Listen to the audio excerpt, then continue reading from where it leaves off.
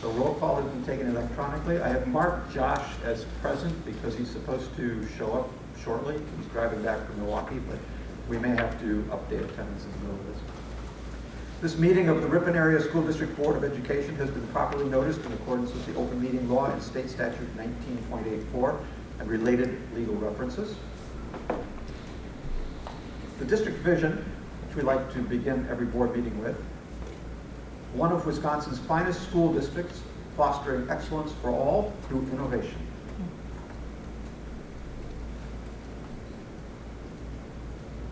And we've got 2 items of recognition, so we'll start with the students. So Sherry, if you could. I'll let them introduce themselves and what event they did at Nationals. Hi, I'm Natalie Dunby. I was part of the broadcast journalism team.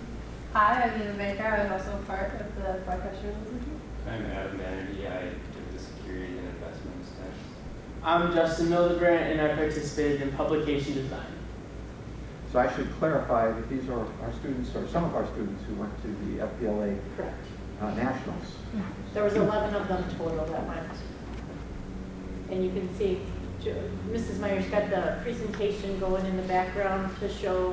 Do you want to start it at the beginning? I can. Sorry about that. And then with the plan. Yeah, if you go back to the beginning.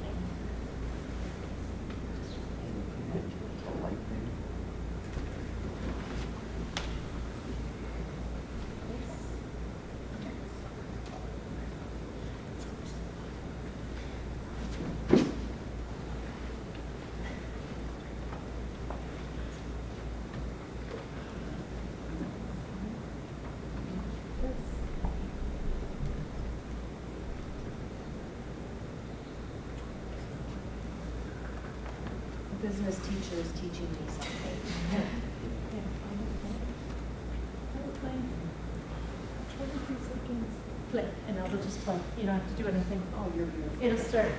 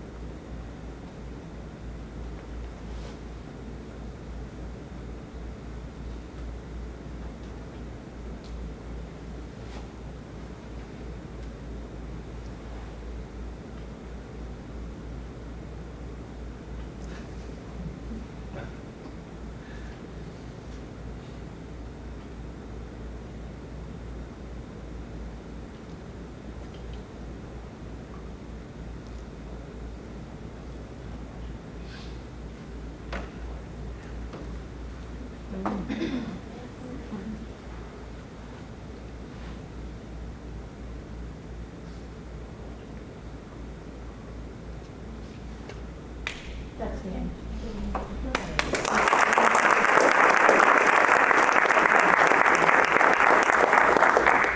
So with the 11 students that we took, they competed in 6 different events. And I always tell the kids that when you go to nationals, the judges are always so subjective that you just have to be proud of getting there, because that's an accomplishment in itself. Once we get there, I tell the kids that if you make finals, that's huge. And after they make finals, I really don't care if they make this stage or not, because in finals, usually there's 6, 7, or 8 sections of 15 groups that they're competing against. And to get to finals, they have to finish in the top 2 in that section. So normally there's anywhere from 90 to over 100 competitors in each of the event. In Allie and Eva's this year, there was 89 competitors. They had 6 sections of 14 or 15 apiece. So they made the top 2 in their section during prelims, which propelled them into the finals on that second day. After they competed, when they came out and the first thing they said to me was, "Mrs. Schmidt, this is our best one yet.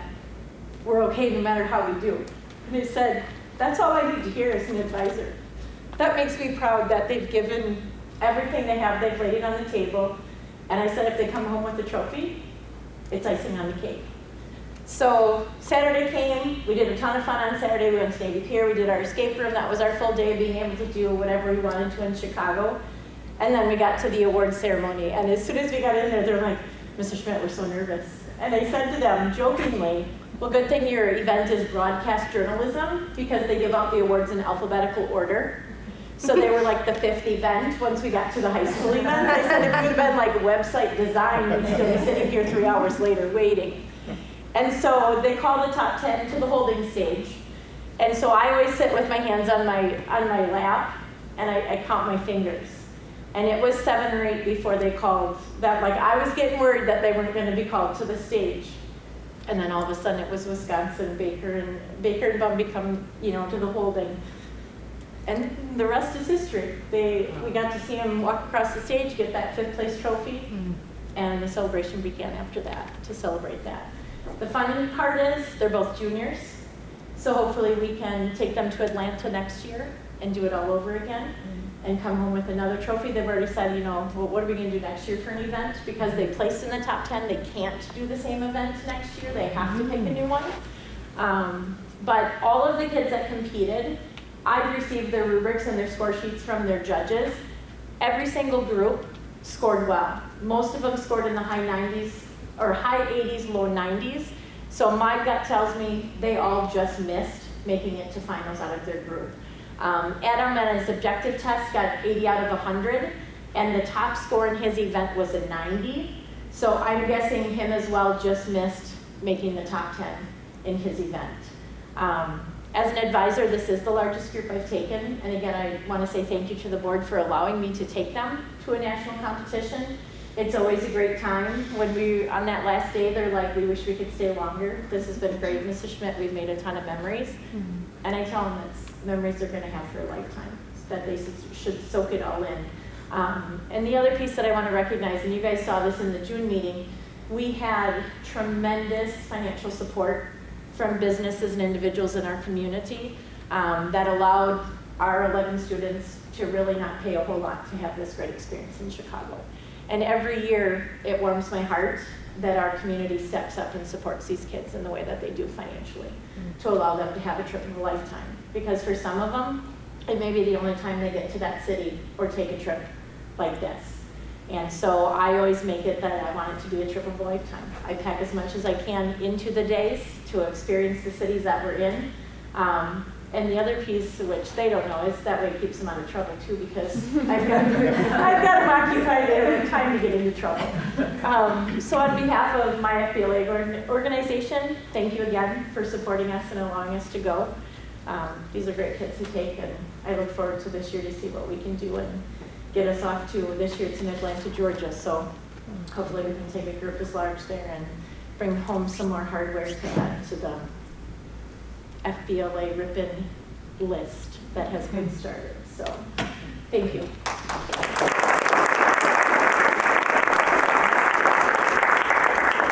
Before we disappear, we do have school district certificates for you. So let me start with Eva.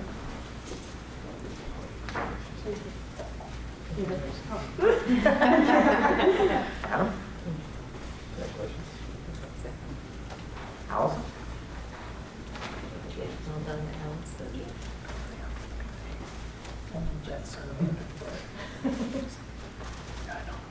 Justin Milderange.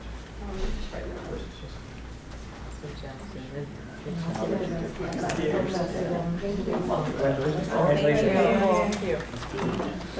Thank you. Enjoy the rest of your evening.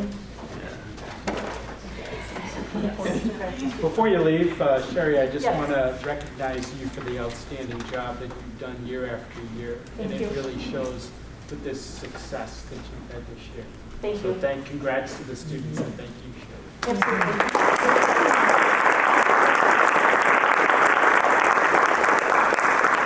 It's worth all the hard work when I get to see this when we're done.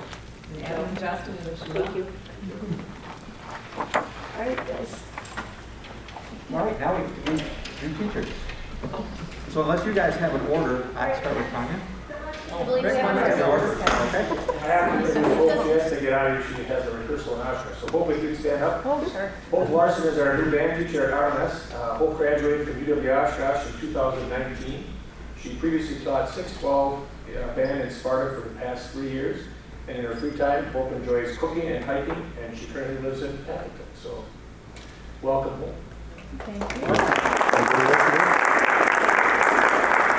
And you can All right, thank you. Next up for me is Rachel Hicks. She is our new 7th grade social studies teacher. She graduated from Ripon College in 2021. She previously taught 1 year at Jefferson Middle School, and Rachel enjoys curling and fantasy football. She currently lives in Berlin with her fiance. So welcome. And my last teacher that's new this year is Taylor Daniel. He's our new ed teacher. I hired him last Tuesday, so this has been a very quick turnaround. He graduated from UW Oshkosh in 2019. He previously taught PE at Ron College High School in Manitowoc, Assumption High School in Wisconsin Rapids, and then last year he taught health at Green Bay Preble and Southwest, along with physical education at Edison Middle School. Taylor likes to attend Badger and Packer football games, and he currently lives in Appleton as well. So welcome, Taylor.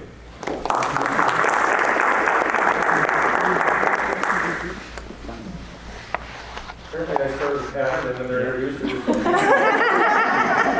was going to tell them afterwards that they have to stay, but you're all welcome to stay if you want to. Who'd like to go next then? Go ahead, Tanya. Thank you. You are so welcome. All right, first we have Kayla Recker. And Kayla is joining us in 2nd grade at Barlow Park Charter. We've seen some expansion to Barlow Park Charter, so we are actually moving up to 9 sections this year, so from 6 to 9. And Kayla is a graduate from UWO. She taught previously in Mayville, and it was more of a co-taught classroom, special education, 2nd grade, so she's got some experience.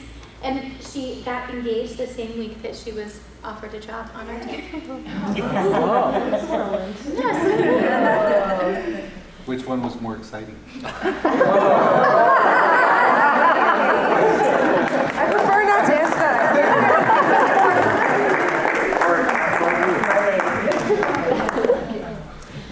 Next we have Leanne Schmoody, who is also going to be teaching 2nd grade at Barlow Park Charter School. She is also a graduate from UW Oshkosh, and she did her internship and was a building sub for Kimberly School District before coming and joining with us. It was very exciting because we were able to hire both of you from the same pool, so that was pretty awesome for us. And Leanne likes to spend time outside. One of the things though that I do remember from her interview that I thought was super cool was that she does like to do Dungeons and Dragons with her friends. Yeah. So that was a really cool thing that hoping she brings to us at the elementary level. Then we have Callie Milnes. Callie has a tricky last name. And so, but Callie's a graduate from UW Oshkosh. This is her first teaching position. She did student teaching at North Fond du Lac. And Callie also got engaged, which she very nonchalantly shared with us last week. So, Callie. And then it is a huge honor to welcome back Julie Jens as our music teacher. And Julie previously taught with us, and I'm so excited to have her positivity back on our team, and really look forward to what she's going to be able to do with our youngest learners. And then I'll lead over into my class, where we have Alyssa Scouten. And she's going to be shared between the two of us, but I'll let Renee introduce her. Let's start with Alyssa. Perfect. Welcome, Alyssa. Alyssa Scouten is going to be teaching art for both students at Barlow Park and Marine Park, so we're really excited about that. She graduated from UW Oshkosh with a bachelor's degree in fine arts and art education in 2021. She's been teaching art for the last year in Neenah between a couple of elementary schools there, so she's on her way with her experience, which is great. I have to say, the day that Tanya and I met Alyssa was like, it was a dream. Honestly, it was. We're like, oh my gosh, you're exactly what we've been looking for. She has not only wanted to be an art teacher since she was a little girl, but she's also just a very determined young lady, very student-centered, creative, and is excited to learn and grow with our team.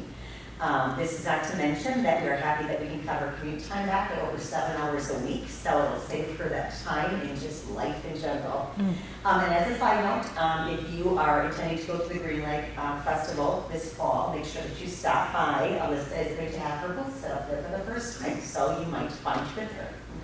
Welcome, Alyssa.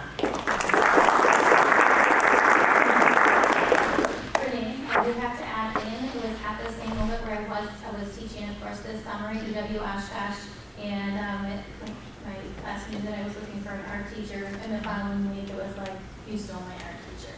Like, so Nina is not very happy to this year. We are thrilled. Speaking of welcoming homes, I would like to welcome home Allie Witchow, who is going to be teaching 3rd grade Murray Park this year. Allie comes to us with 6 years of teaching experience. We are so happy to welcome Allie back to our school. She taught 3rd and 4th grade at Murray Park and Quest for 4 years, prior to heading to Baraboo for 2 years. Honestly, our entire school family was so excited when they heard that Allie was coming back. There were literally staff members who were cheering. So yeah, it's a huge welcoming home sort of party. Her family is in the area too, so they're really happy to have Allie back in this area as well. And I should mention, just kind of rewinding a little bit, that prior to all of this, Allie graduated in 2016 from UW La Crosse with a bachelor's degree in education. Welcome, Allie. So I would then like to mention or welcome Emily Sorensen, who is also going to be teaching 3rd grade at Murray Park Elementary School. Emily graduated this spring from UW Oshkosh with a bachelor's degree in elementary education. She taught 4th grade. She did her student teaching in Oshkosh. And Emily is just a people person by nature. She has not only volunteered and worked through many organizations over time, including even as a high school student, where she was already spending lots of extra hours supporting elementary age students. But she has also been a dedicated server at a local restaurant in Oshkosh for over 6 years, where customers love her and so do the people who work with her. So I think they're a little bit sad. I mean, they're so excited for me, but you know what I'm saying, right?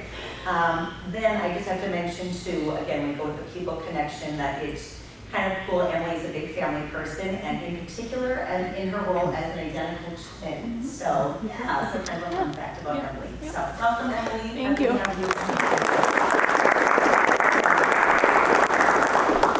I would also like to mention and welcome Megan Beebeck, who is going to be teaching 4th grade at Murray Park this next school year. Megan has loved school and the concept of teaching as long as she can remember. She always found great joy in helping her teachers as she was growing up before she became a teacher in her own classroom. Megan comes to us after she's been teaching 7th grade ELA in Mayville for the past 4 years. She has been noted for her exceptional work in teaching ELA, building relationships with students, as well as just being a top-notch teacher overall. She taught summer school with us, so we are really happy about that. She's already fitting right in with our Murray Park Quest team. Prior to all of this, Megan graduated in 2018 from UW Oshkosh with a bachelor's degree in education and a minor in language arts. Lastly, one more fun fact, Megan also has an identical twin sister. It was really the year of hiring twins, and we were maybe we would consider having an official bring your twin to school one day and just see us.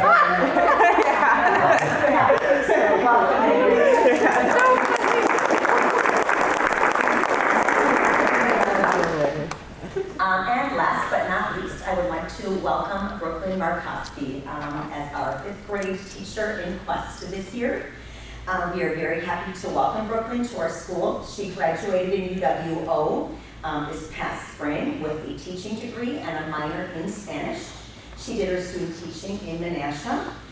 Brooklyn has always appreciated mentoring young children in her many roles over the years, including such things as an after-school program leader, a youth soccer coach, a nanny, high school Spanish tutor, an in-home caretaker, and now in her role as in a classroom of her own. Brooklyn is new to Ripon, but as it turns out, she's not new to me. After our first interaction in our office, I asked, Like, why do you look so familiar to me? She said, because this is Monkey. I was one of your 6th grade students. Like, oh, okay. All the tables had turned, right? But I'm just so happy that our paths have crossed again. Welcome, welcome. Well, I just wish I would have followed Rick instead of Renee. But so Mine do. yeah. We have 2 new teachers. Megan Jensen. She graduated from Ripon College. She was worked for YMCA for a little bit, and then she decided to go back to get her teaching degree and received it. She comes to us from Tyson Middle School. She's taking the place of Tracy Landerman in our PE department. She is the assistant basketball coach of Ripon College, and they've had a lot of success over the years. She likes to fly fish and shoot bow and arrow, and she is very outdoorsy. And she spent much of the last, she already was with us because she taught summer school for us. And then she took a kind of a hiatus, and she just got back to her apartment. She said, I guess last night or today, or from up north. So,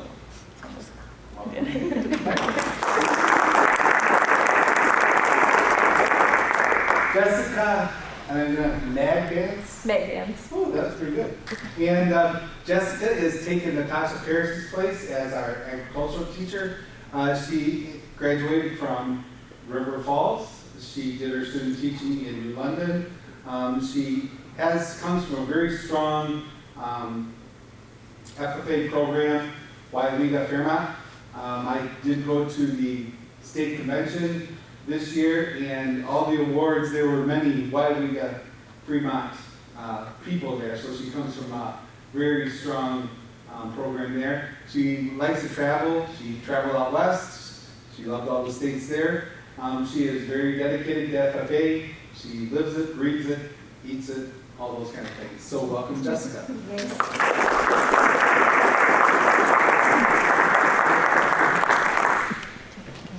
Well, welcome to you all. You're welcome to stay, but we don't expect you to stay. So They've had a full day already, and they've got many more days ahead. So thank you very much. Get a good night's sleep. Thank you. And that leaves us.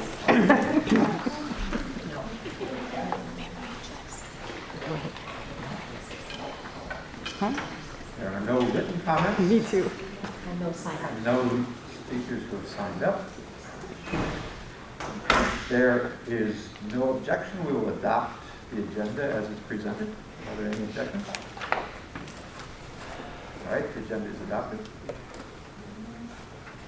And we'll have announcements of contributions to the district. All right, there are 2 contributions to note this evening. One is from the estate of Bernice and Martha Parfit. They donated $15,524. This is a generous donation to Ripon High School from that family. Some history there that they used to do senior graduation pictures for students and felt that was a great place for their estate to be settled as they both passed away. So we thank them for remembering us. Ripon Truck and Repair and Ripon Truck Repair Manufacturing are noted here for a donation, and this donation actually occurred as we entered into our new tech ed space, but realized that we hadn't formally recognized them on the board agenda, so we wanted to go back and take time to honor not only their financial but also their time to create the manufacturing welding booths and then actually put those into our high school tech ed lab, and they've been in there a number of years now and are highly used by our students. So, and that's a $14,000 donation. So we wanted to make right side one back and acknowledging that. Thanks very much to them. We have 2 presentations. We'll start with the BRAVE program annual report.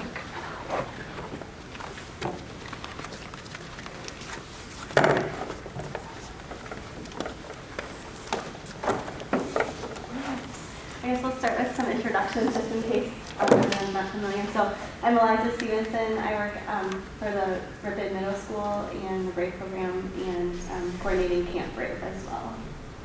Nancy Beaucamp, and I direct and as a coordinator at Barlow Park I'm Wanda Disterhep. I'm at Murray Park West. I'm an instructional aide during the day, and I do the BRAVE program at night. So we just wanted to come this year especially to say thank you for having the after-school program. I think sometimes when I talk to other districts, it really is something they go, you have that many children that come after school, you do that, and it just shows that Ripon has moved ahead and has been able to be a forerunner in all of the things that we do after school. If you see on your board report, there were 502 students between the 3 schools this year that participated, but 17,000 duplicated children. So we have quite the crew. We can have up to 70 children after school in one of the buildings. So as it said, Murray Park had 39%, Ripon Middle School had 10%, which led us to that Ripon Middle School has started to decline in the BRAVE program, and it was Eliza brought to the attention that the high school had succeeded in having teachers doing the tutoring because it was harder to find people that would tutor middle school. She was running with maybe 10 children a night. So now Ripon, the middle school is going to be taken over by teachers, and Eliza will still have a part of it, but it will be teachers that will be doing the tutoring, and it will probably be better for the middle school students that they get more directed tutoring than what we were giving to them. So that plan is still being finalized, but it'll go from there. Family outreach, we did 5 family outreach this year. That is part of my grant with Barlow Park. We had 147 participants, so for 5 nights. We found that the swimming was very popular because people loved to get in the pool. We have not used all of our Fund 84 funding, as you see, but that partly is because of the $115,000 for the grant that Barlow Park pretty much is sustained under that $115,000 plus brings us up to our Camp Brave. We were excited and nervous and scared, and all those, you can look at the 3 of us, we had all those feelings when Mary came to us and said, could we add something to your plate? And that was the 15 days, 8 full days, 7 half days, and the support staff would help us out and be the people that worked those days. So we have a few slides. Children we had them separated by kindergarten, 1st, 2nd, and 3rd through 5th. Many of the days that we were in the building, but we also brought in a magician, we brought in a mad scientist, we also got things, so in the spring we made umbrellas, they made kites. We tried to make it fun for the kids. We would have different rotations in the afternoons, but they also had some academics in the morning. 3rd through 5th grade did a lot of building. They also were able to do iReady, and we had some mystery escape projects for them so that they could work together as a team. It was a big undertaking, but it really was a fun undertaking. One of the biggest things that I'm very proud of for the program is that we did succulents for every one of the nursing home or care facilities in Ripon. The kids planted them, and then we delivered them around the Thanksgiving time. So that was an outreach for Brave, but it was also an outreach for the school and the community. So the kids enjoyed making those. They had a lot of fun. We put them through how to plant them, how to take care of them. So they learned also, but then we delivered all of them to all of the different nursing homes and facilities. Our average attendance, it was in the fall for that was 92, and in the spring was 89. As you know, many times we had a lot of the same children coming. The parents were working, and it was an opportunity for them to have a safe place and a fun environment to be for the whole day. We also had Brave at night, those nights, so we had children that stayed. So it was really a full day for many of them. We also are going to be going forth this year and panning out a little bit. We only have 7 days, but we're going to take field trips. We're going to take the kids to different places in the state of Wisconsin. So we've got Bookworm Gardens, we've got Mammoth Cave, We have several places that we want to take them. Then also we're going to stay around here and take them, do 2 sections and take them bowling. So we want the kids to have fun on those days also. We don't want them to feel like it's another day of going to school when everyone else is off. But we also, what we can do with the grant is we can provide the registration to go into these places. And we've also invited parents to help come and chaperone and be with their kids those days if they would like. If they can't, here again, the support staff is going to be the staff that's going to rotate through and help with them. And you have an appendix that shows everything that we did this year for Camp Brave, and also then an appendix that showed all the different classes that we as Brave and Murray Park and Barlow do each year, trying to have enrichment classes to help the kids try things that they've never tried before. Also, with the grant, one thing that I was very excited about with the grant was, you'll notice you got a summative evaluation. In 2019, we started with number of participants over 30 days at 89. Now, after 3 years, we're up to 111 participants. And I think part of that, too, is the no cost involved at this time for anyone to attend, and we try to make transportation if they need it. So, is there any questions of the BRAVE program? I do have a question. Can you explain, was Camp Brave taking the place of other enrichment programming, or is this entirely new? Camp Brave was entirely new this last year. It was because of those teacher in-service days, those extra days that we had. So every month there was a day and a half of teacher in-service. Those late starts. Yeah. Yep. We put them together, but we didn't want families to be without care on those days, because we were the ones adjusting the schedule. So they were very, very gracious when I came to them, and they're like, we can make anything work. So. Yeah, so basically for the full days this past year, elementary students had full days once a month, and then middle school and high school had off half days those days. So for elementary students, K through 5, we basically offered care from 7 a.m. until 5 p.m. for families. It's really great that you could pull And I want to really personally too thank Tanya for allowing us to be at Barlow Park and for giving up rooms, and sometimes her and I have to get together and say, where do you want to be, but this is where we need to be. And she was very gracious in giving up her space on those days when she still had teachers and an agenda to keep up. So. We hadn't done that before, where we had kids in the building on in-service days, so that was new for us. So, but we really, I really appreciate the BRAVE program. I appreciate the opportunity, and I know all 3 of us do, that we can offer care. Another thing that we have going this year is the Rotary Club came in last year to celebrate an anniversary of theirs by reading, and they'd like to continue. So we're always trying to get other people in to help with the program. Thank you. Thank you all very much. Yeah, thank you very much.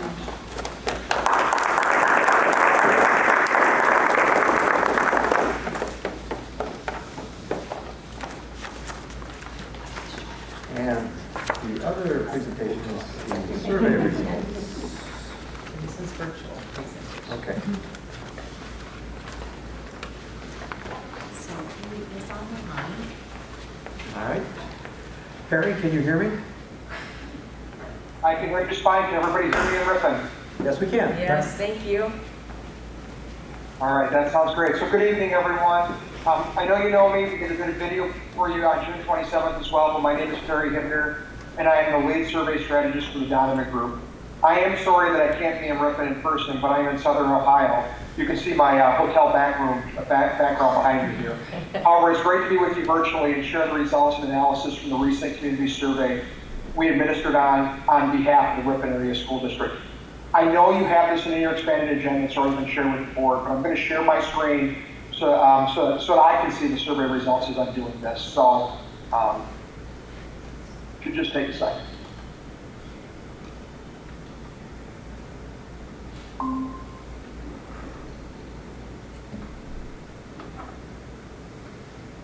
So we always begin by reminding districts the survey isn't a scientific sample. As such, it should be treated as qualitative data that is similar to data from a large number of focus groups. Because we used a convenience sample, it would be methodologically inappropriate to carry out a regression analysis or attempt to calculate error. However, over the years, we have found our community survey results to be very indicative of what residents believe about the questions and statements provided. We did community surveys for a handful of Wisconsin school districts to put questions on the April 2022 ballot, and the results of those questions mirrored for each district what we found in those respective surveys. What I mean by that is we told 2 districts that they put questions on that we asked in the survey, they would pass, and in fact they did. We told 2 districts that no matter what they put on the referendum question, it would fail, and it did. And there were 2 where it was a coin flip. 1 passed, 1 failed. You will see we kept the survey open for 2 weeks. A postcard was mailed to all district households encouraging them to take the survey. It included a QR code along with a unique URL that could be used to access the survey online if they preferred that method. Paper copies were also available at select district locations for pickup and return.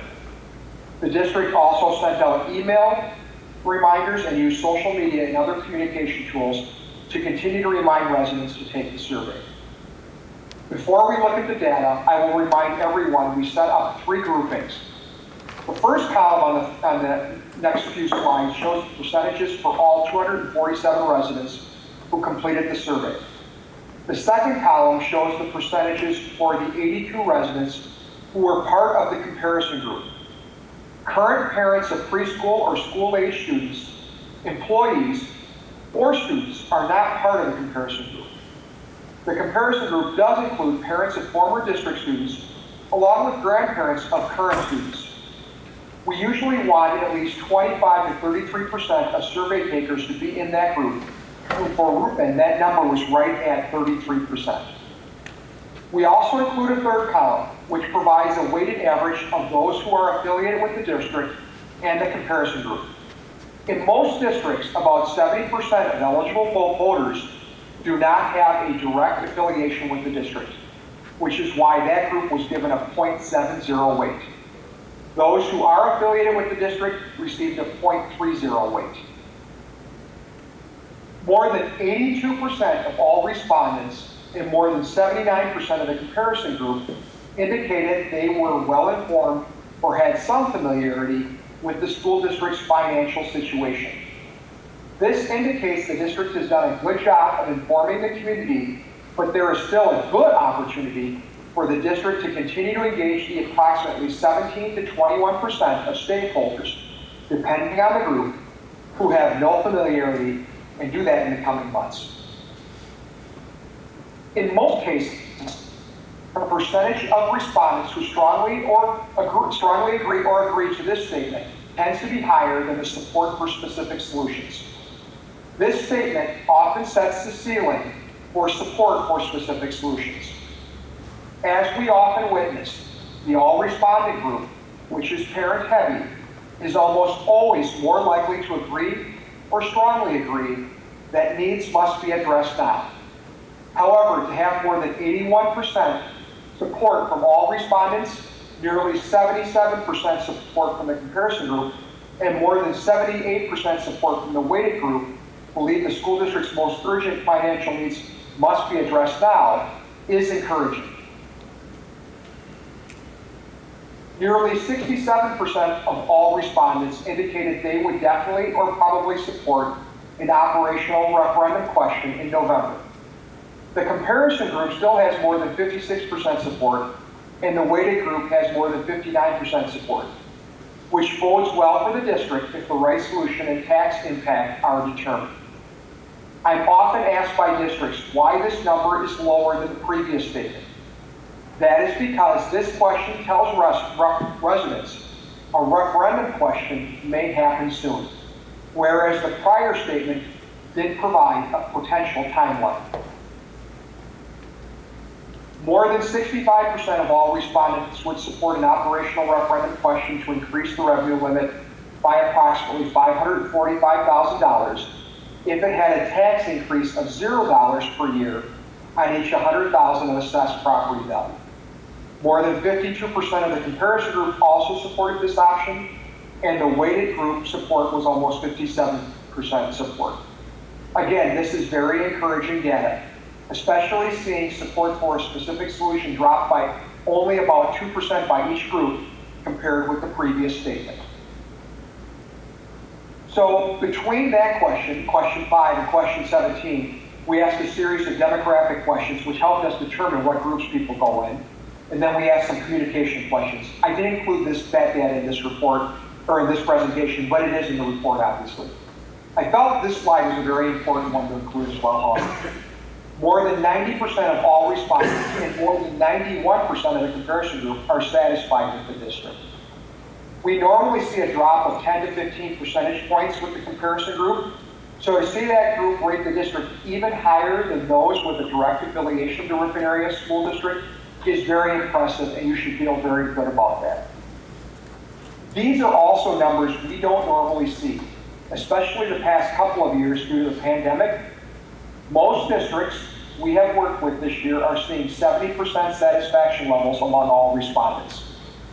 There is a direct correlation between satisfaction levels and a district's ability to get any referendum questions approved. So this bodes well for you and the community. I can tell you the results of the survey are encouraging. I have done presentations to about 25 school districts this year and more than 10 this summer alone regarding community survey results and potential referendum questions. 2 had results that were significantly better than what we saw in the Ripon Area survey, but most were very similar to these numbers. I'm often asked what I would recommend to a district, and I always remind administrators and school board members to trust your data. Also, 247 responses may not seem like a lot, and it is about half of the number who participated in the 2020 community survey the district offered in advance of the last operational referendum question. However, you should note it is difficult to get residents to engage in the summer. And it is also why I'd suggest focusing on the results from the comparison and weighted groups more than the all responding group. And with that, I'll stop sharing my screen. And again, if anyone has any questions, I'd be happy to answer them at this time. It was interesting that while the overall participation dropped by half, when you looked at those that fit into that comparison group in the survey in 2020, we had 107 of those 481 survey results that fit into that comparison group. And in this past, or the most recent, even though the overall survey was about half, the comparison group stayed at 82, which I thought was pretty promising. So it still was a pretty strong comparison group, and as Perry said, that's the number that that the board would really want to, those were the numbers the board would really want to focus on. I will note one other thing. I've had a lot of districts ask, when they see data like this, can we expect the numbers to change much between now and November 8th? And the answer is probably some. And I will say, because you have, like I noted, 17 to 21% who said they had no familiarity. I mean, we tell most districts they usually have the opportunity to grow their support by 3 to 5% during the pre-referendum phase over the next couple of months. The variable, though, for everyone, and I've been telling districts this that even had really, really strong data, maybe 80% support on some questions, is that, you know, we don't know, we can only control what we can control, and we don't know what the economy, for example, is what's going to happen over the next couple of months. If I had a crystal ball and gas prices were going to continue to drop, and CPI numbers were going to continue to drop, I think that bodes well for you and other districts in Wisconsin. But unfortunately, my crystal ball doesn't work on that sort of thing. Anybody else have questions for Perry?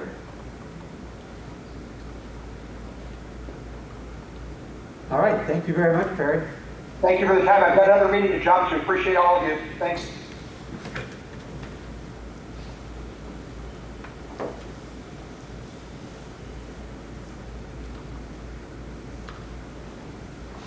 So that takes us to action items. That first one is indeed to consider approval A resolution authorizing the school district budget to exceed revenue limit by $850,000 per year for 6 years for non-recurring purposes.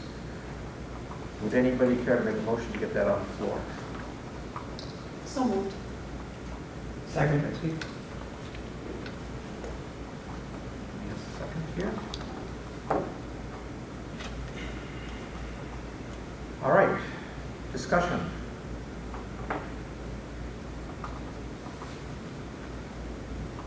The Sure. dollar, there's a change in the dollar amount, so Yes, it'd be good to that was have going to be my question. Jonah speak to that. Yeah, I wanted to talk about the change in dollar amounts. So right now we're making a lot of estimates about private school vouchers, our summer school enrollment, our September enrollment, our property value changes, and just a lot of variables. But one thing that we looked at with Carol Worth is that we expect state aid is going to increase. This is the second year of the biennial budget. More has been allocated for schools in the second year of the biennial budget. Now, the state aid is not going to increase school district funding. It's just going to create property tax relief. And so the $850,000 will see a drop in the mill rate. We're projecting 815 mill rate. We're at 827 currently.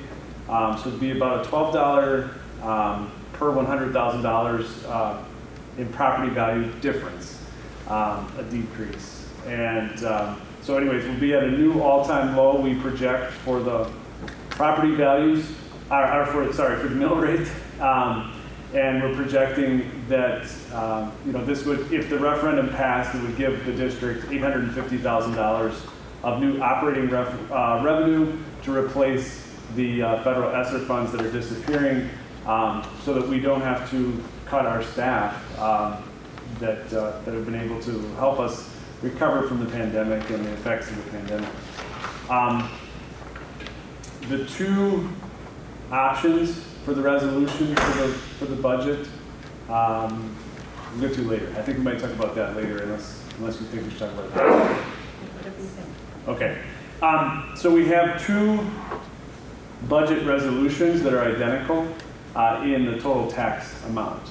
And the way that we would do that is we would, if the referendum failed, we can use tax defeasance to keep our property levels, still hit an all-time low, a 40-year low in the property taxes and the tax rate, and at the same time pay off our debt and hold our mill rates somewhat steady.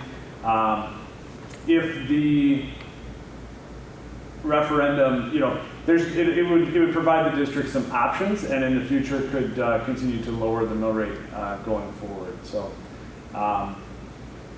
there are two proposals to look at for the budget. So one of our goals was to build some continuity in where that mill rate was and not have it be dropping and increasing. So doing the debt defeasance would help us do that, but still would allow some lowering of that mill rate.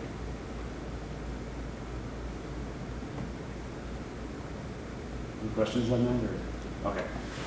Yeah, actually sit there for a little bit. I'm not sure I really, partly because I was updating attendance, so I may have missed something here, but so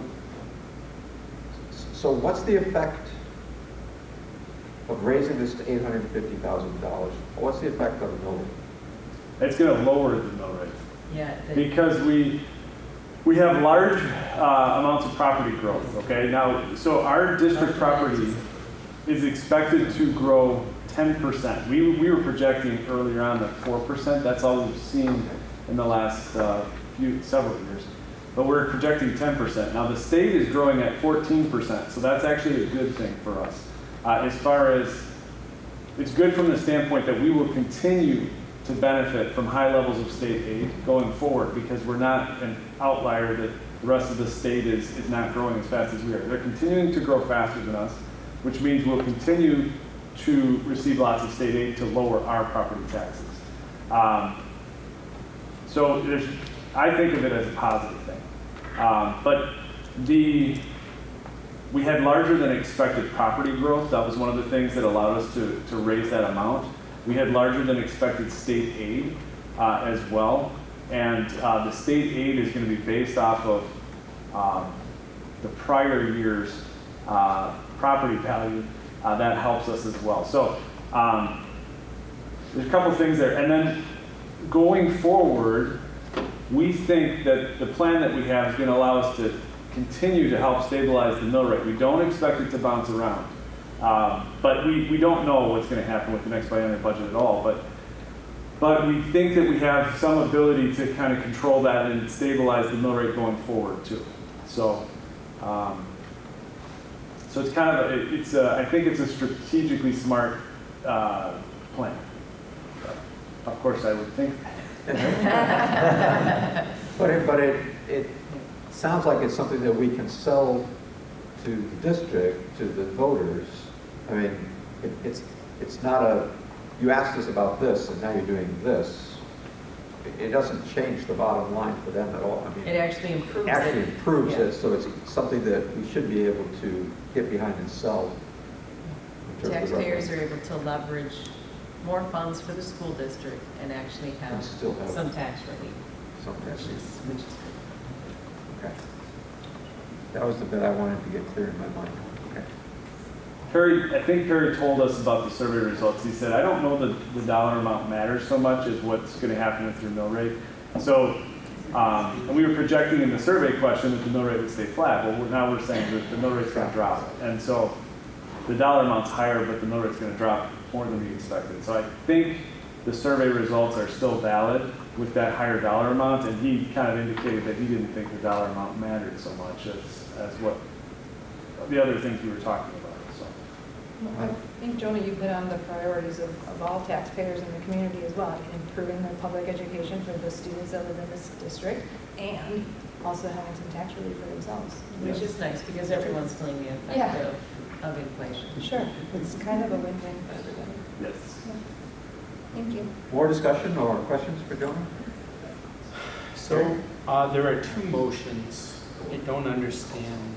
Or are there two motions, or are there one motion with two different proposals? And can you explain that? Okay, so there are two motions two resolutions because that's what the attorney who helped us draft these documents, that's what they told us. So Quarles and Brady is the legal firm that created these documents.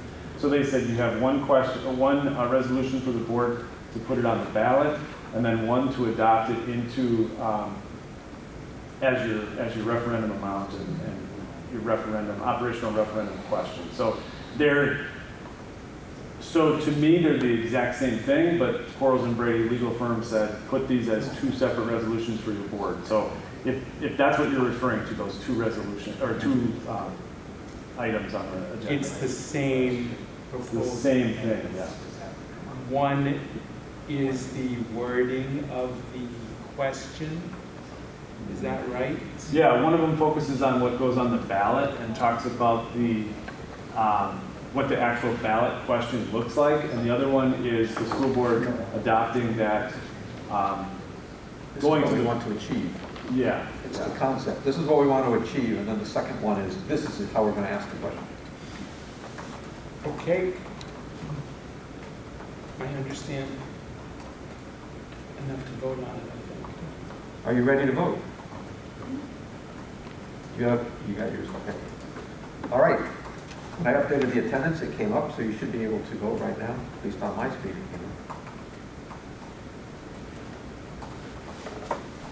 And it passes, all 7 of us in favor. So we'll move on to the details. Is there a motion to put the actual question on the floor? So moved. Second that. Okay.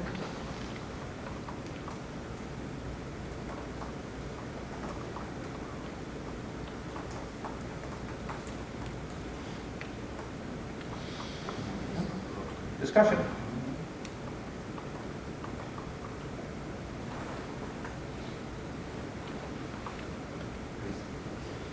Any questions about the actual wording of this? Nope. Are you ready to vote? All right. I will call for a vote.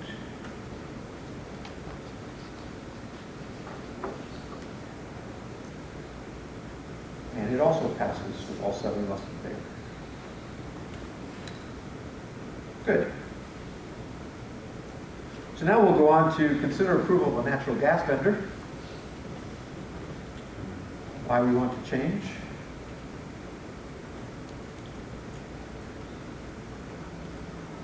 Could we have a motion to get this one on the floor? Okay. It's a motion to approve Symmetry Energy as a district provider for natural gas for heat as presented. Is there a second? Thank you, Nicole. Any discussion?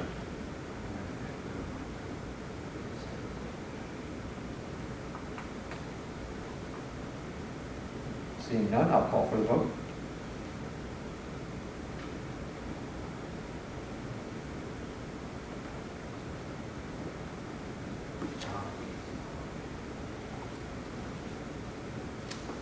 And again, the vote is all 7 of us in favor.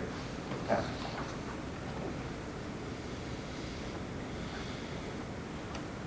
Now we have to consider approval of insurance renewal for property liability, auto, workers' compensation, and crime. Is there a motion to approve the insurance renewal as presented? So moved. Second. Thank you. Is there discussion? Johnny's question, what was our workers' comp dividend this past year? That is a good question. I want to say it was well over 20,000. Okay. And it's going to be much smaller this coming year. So you paid your dividend on the last year, and you probably know this very well. Yes, our dividend is going to be lower, so our net costs are going up, mostly because of that dividend decrease, the higher usage of workers' comp. Okay. Thank you. Any other questions? Any other discussion? Seeing none, I'll call for the vote.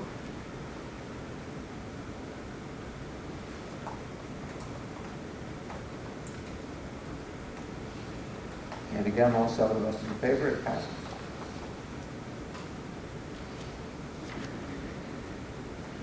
So now we have approval, to consider approval of 2022-23 extracurricular staff stipends. The proposal is to change, to raise the extracurricular stipends. Is there a motion to approve the staff I stipend? move to approve the extracurricular staff wages as presented. I'll second. Thank you. Discussion. Any questions or discussion?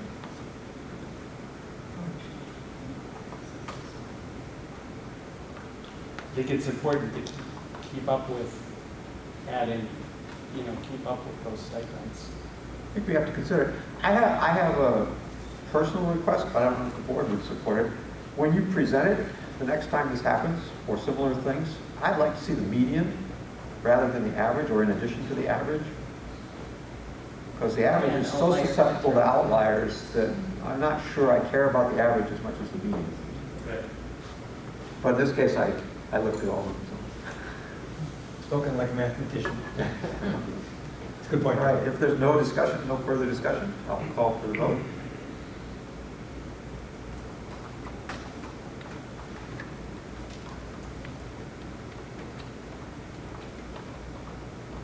And again, all 7 of us in favor, it passes.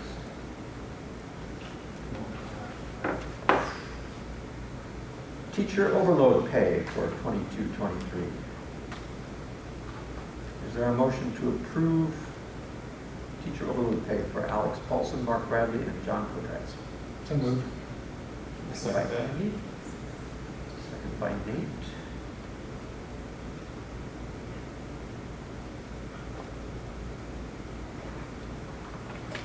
I just have one question for Randy. Yep. Your memo didn't really tell me everything I wanted to know.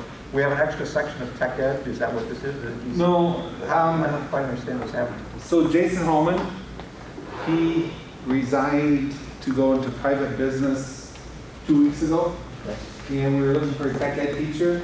We were able to secure we were able to secure a tech ed teacher, one that does shop work and one that will do graphics as well. And I just wanted him to co-teach with this teacher to get his feet on the ground, because you know, he's handy with his building skills, but it's not like teaching. Okay, And that's the reason. okay. Thank you. Mhm. Anybody else have questions? Any discussion? And I'll call for the vote.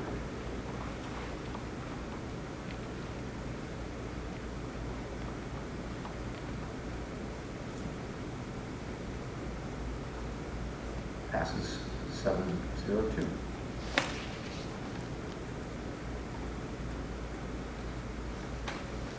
And approval to hire professional staff. We have 3 people here. Is there a motion to approve hiring Alyssa Scouten, Taylor Manuel, and Laura Gritzmacher? So moved. Nicole? Is there a second? I'll second Nate? Any discussion? Call for the vote.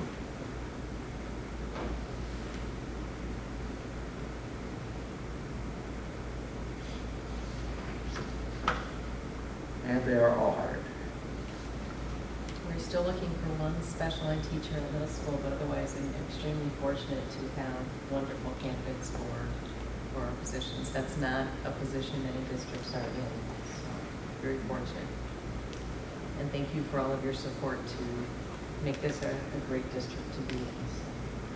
So, a lot of, I don't know if a lot is the word, we have a number of positions that were filled because our own staff were recruiting family and friends. And I think that speaks volumes for the climate and culture in the district and the collaboration, that people feel strongly enough about what they're doing and how they're treated that they would want others close to them to be here too. So thank you to our admin team and board for your work to make that happen. Just one more teacher. A shameless plug. Is there any item on the consent agenda that should be removed? One has been removed if you looked at it earlier. Yeah.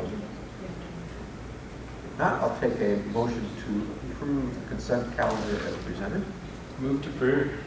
Thank you. Consent agenda as presented. Second. Okay,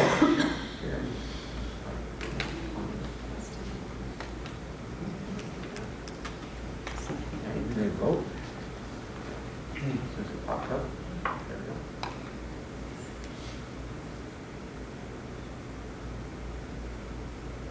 And consent calendar passes.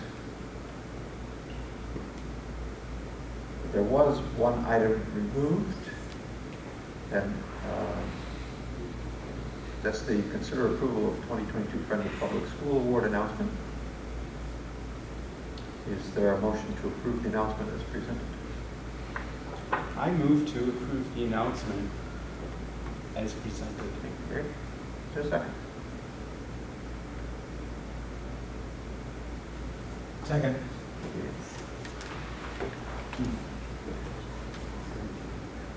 So this was not pulled because somebody didn't favor it. There's no questions about it in anybody's mind. Does anybody have any questions? I think it's well deserved, absolutely. I'll call for the vote.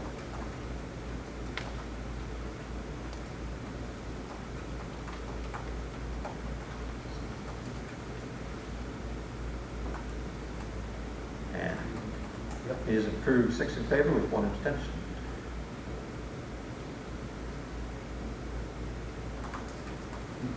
All right, that takes us to possible upcoming action items. And the first one is a bunch of job descriptions. Any questions or comments about the job descriptions?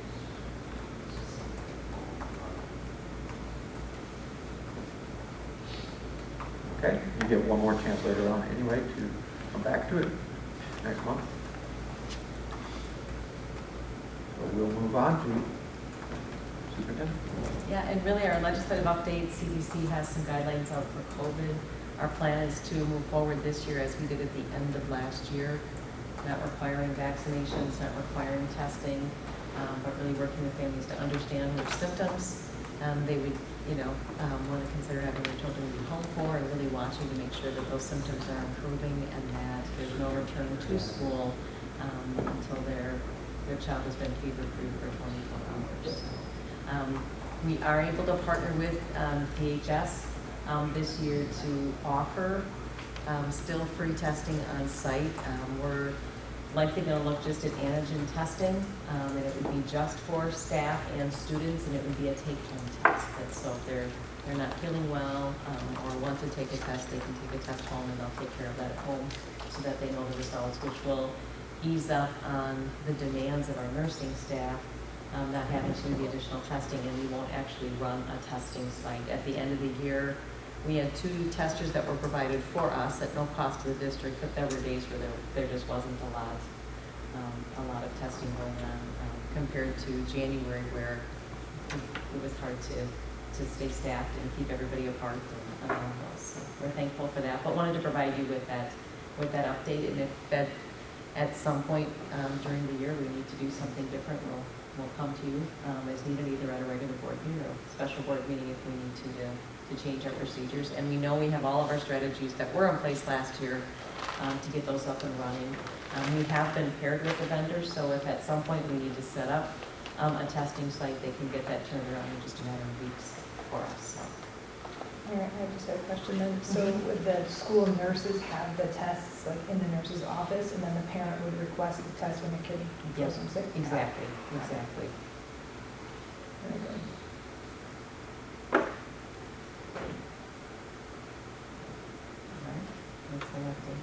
Okay, and I'll just point out that we do have the PDF there that lays out, since we're going to have a referendum, that reminds us all of the things that we can and can't do. And for us, it's not a big deal, but administration. It's a little bit different, and I think it's because as administrators, we're on call. We're on call 24/7, and so we are restricted more in terms of what we do, because it would be hard to determine when exactly we stop our official role and really just become community members. So we're really careful about that, but certainly available to go out and share information and make sure the community is well informed so that they know about the referendum, they know what it will provide within the district and how it will impact them.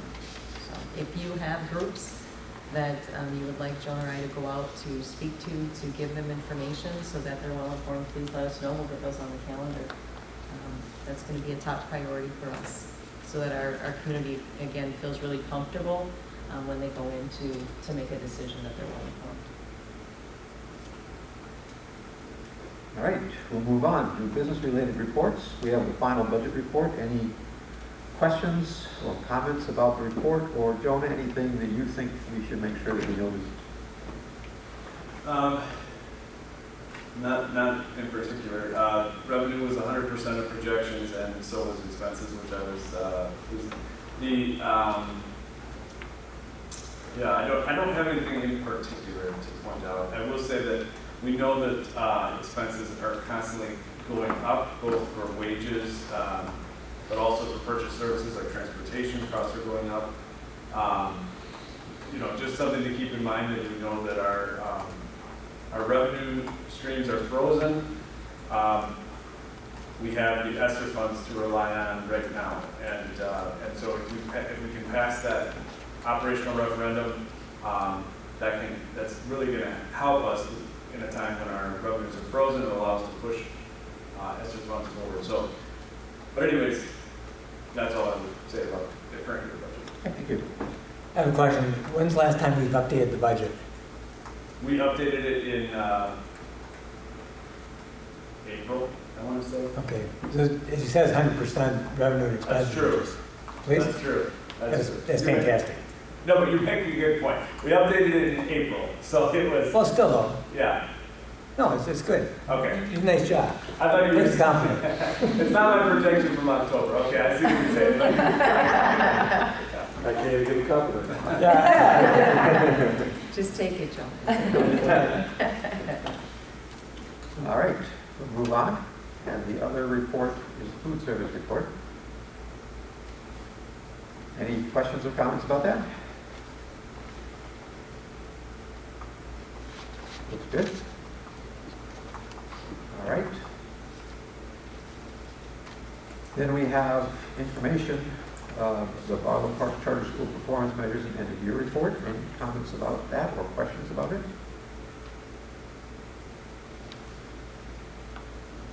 I actually have a question. I mean, it's just, in the report, I was looking to see which things we didn't manage to meet before, so things that we didn't manage to meet. And I realized I don't quite understand what it is we were trying to do. The language of the sum divided by the average, or the sum of the, I'm not sure what's going on there. Could you just clarify that for me? Sure. So it's they're very lofty goals, Right. and those very lofty goals were set before COVID. And so I think if we had written them now, we probably would have written them differently. But what they are looking at is proficiency, and then also being able to take into consideration that we don't just want our students who are average or behind to meet proficiency. We're also measuring the growth of our students who are above. And so by taking the sum of the whole group and the average of the whole group, we're taking into consideration those outliers, those that are a couple grade levels behind, as well as those that are a couple grade levels ahead. Okay. Okay. So we're just averaging out where they all were in the class or in the grade. Yes. And For the so you benchmark. can either have 80% or whatever the number is reaching grade level, or if the outliers on top can kind of outweigh the outliers on the bottom, that's Yes. also sufficient. Okay. Yes. Thank you. Yes. That And That was then- actually a strategy recommended to us through CISA a number of years ago when the performance measures came out, even for SLOs, that you don't want to penalize the teacher if there's something that happens in the life of a child that really they're just not in a good place that you're for maximum growth. To hold a teacher to say, well, you didn't meet it when, whether it's a death of a parent or something tragic like that. And then on the other side of it, so that student then moves forward a year and is in a better place and now is able to recoup some of that loss and really move forward, we want to acknowledge that as part of that large group. So that was a way to do that. That's why we like to measure it both ways, so you can see individually by student what actually happened with the group and then look at that volume of growth over time. So I'm glad you asked that question. And there'll be a lovelier version of this coming forward when all of the charter school reports come, so there'll be pictures and more details too. But this was what we had to submit to DPI. All right. We're ready to adjourn to executive session. Is there a motion to adjourn to executive session? Move. Thank you, Andy. Seconded.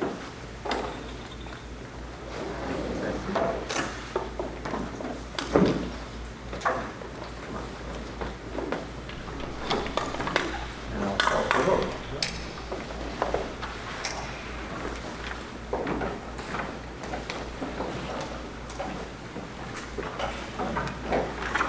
All right, we'll move into executive session as soon as everybody's had